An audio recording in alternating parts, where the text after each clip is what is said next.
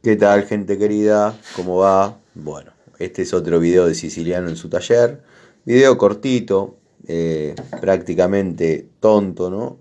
Pero bueno, sé que hay gente que reniega con este tema y reniega en serio. Lo que estamos viendo acá son tapones. Estos son tapones comunes, o sea que ajustan hacia la derecha, aflojan hacia la izquierda, o sea que ajustan en sentido horario y aflojan en sentido antihorario. Perfecto. Son tapones de polipropileno de agua. Estos que tenemos acá son de rosca izquierda, que vienen generalmente en las garrafas. Trabajan exactamente al revés que los que mostré al principio.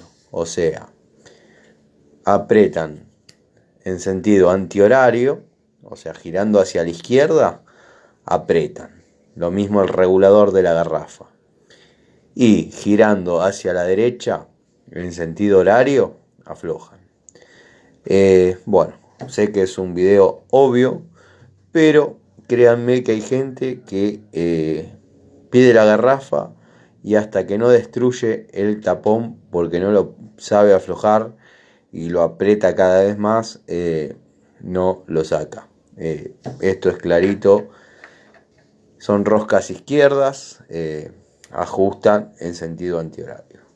Bueno, gente, espero que les sirva alguno. Ténganlo en cuenta. Les mando un saludo. Aprovecho a agradecer los comentarios y los mensajes en privado sobre mis videos. Gracias a las personas que a veces me quieren donar una cámara y ese tipo de cosas. Les mando un saludo. Ustedes saben quién son, me pidieron que no los nombre, así que gracias. La calidad de sus videos también es muy buena. Saludos.